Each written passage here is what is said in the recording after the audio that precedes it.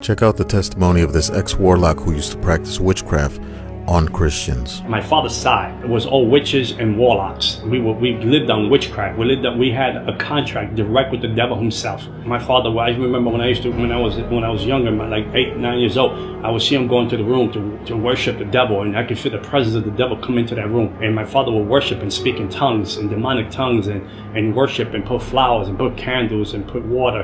At 7 o'clock at night till 5 in the morning, I was really going to demonic church. I was going to witchcraft church. I was being trained to be a warlock. I was being trained with witches that were in the religion for 30 years, 40 years, 50 years. They was training me to learn how to speak to principalities, spirits in the ground, the devil himself. You couldn't speak to the devil right away. You had to earn your right to speak to the devil. And my whole childhood was stolen. My whole childhood was worshiping the devil, going to demon church. I would go to demon church from 7 in the evening to 5 in the morning, being trained by witches and warlocks, colors, principle, rights. Who owns this region? Who's in this region? Who's running this principality? What principality name is this? I had how to channel powers. At the age of 13 years old, I was astral projecting my body. I would leave my body home and go to regions and go into the spirit realm and curse dark side, curse neighborhoods, put spirit of prostitution, spirit of drugs into the neighborhood, homosexuality spirits here, demonic spirit here, spirit of murder, spirit of suicide. I know how to channel all those spirits into the neighborhood. At the age of 15, 16 years old, I was going into hospitals and putting death in ICU, death in one room, so this person couldn't die, because I wanted to be promoted with the devil, to move up that ranks, to be the biggest devil worshiper in New York City. I would go to 5 clubs or 5 lounges a night to look for people to recruit to the dark side. I would tell people their fortune. I would tell people their lives. I would tell people things that they did, things that was going to happen to them, that then they had no clue who I was. They didn't know who I was. I just had the demonic powers. I had a taste for blood. I would kill animals and drink the blood every week. If I didn't have money if I didn't have time to buy an animal, I would cut myself and drink my own blood. The ring of the people that I was with that was in this demonic world, doctors, lawyers, principals, judges, police officers, they were all into witchcraft. There was all, even singers today that are very well known. I would move principalities from that region to control demons on the ground, to operate the church, to cut down the church, to cut down the growth of the church, to cut down the opportunity for people to get saved. I would be drunk. I'd come out of a club and I would have demon possessed, drunk. I would stand in the middle of the street and say to God, come down. You want some of this? You want me to slap you in your face? You want me to spit you in your face? You come and mess with me. If I tell you I was going to kill you in 30 days, you prepare your funeral, you was going to die in 30 days. I don't care who you were, I don't care who you knew, I don't care what you call yourself. If you were Catholic and you say you were Christian and you say you were a believer, I was going to kill you. Unless you had a real relationship with Jesus Christ. And the lady that lived downstairs, she came up and she told me, my husband is cheating. I want you to kill the woman that she's cheating with. Put a witchcraft spell on her and kill her. How much you charge me? I said, well, come back. I'm going to speak to the devil, my daddy, and I'll let you know. Come back in a couple of days. So the lady came back. The devil told me what to buy. He said, buy a coffin box, buy 21 black candles, buy an image of the lady, put it in the box, to do the witchcraft, to kill this lady. So we were going to do her for 21 days. She was going to die. After 21 days, we were going to do her funeral. So when the lady came to me, I said, I'm going to charge you $10,000. I told her to kill the lady. She said, sure. She said, I tell you what, I know you. You've been good to me. I go to your house parties. Give me $7,000. I'll give you 30% off.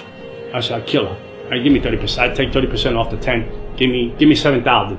So when the lady was going to leave my house, she said, by the way, she's a Christian. She said, the lady's a Christian. I said, I'll kill her for free. I said, I don't need the money. I said, I'm going to kill her for free. I'm going to teach these Christians a lesson that they're going to learn. I'll kill her for free. I told her, I don't want your money. I'll kill her for free. So I did the voodoo thing. I did the witchcraft thing. And 21 days went by. The lady didn't die.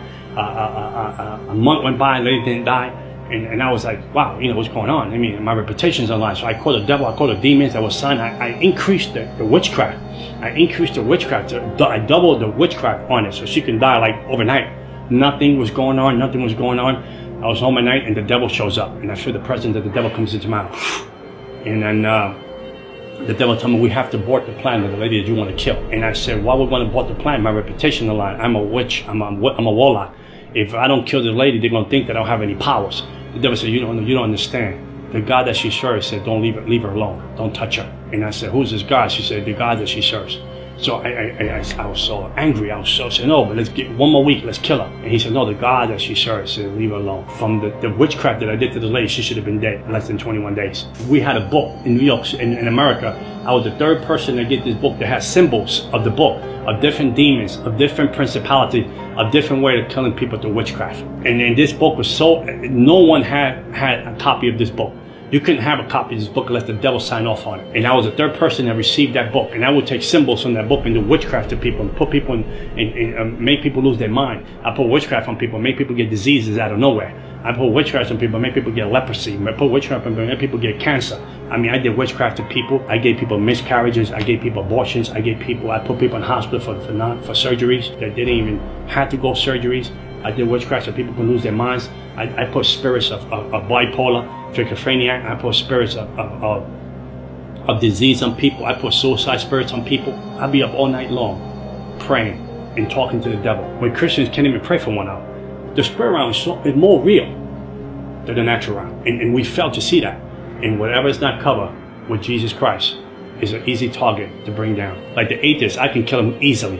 They were easy to kill. The Jehovah's Witnesses were easy to destroy. Moment later, it was easy to destroy.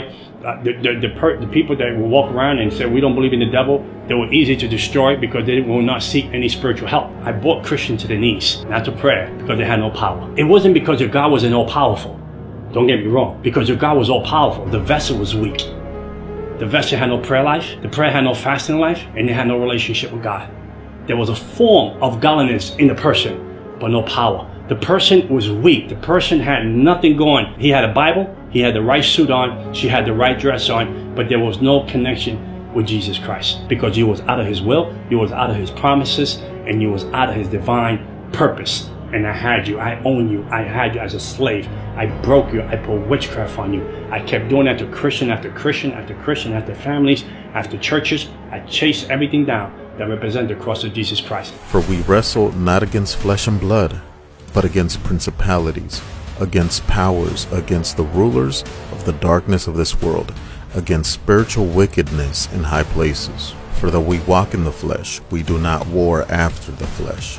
For the weapons of our warfare are not carnal, but mighty through God to the pulling down of strongholds. Therefore, put on the complete armor of God, so that you'll be able to resist and stand your ground in the evil day.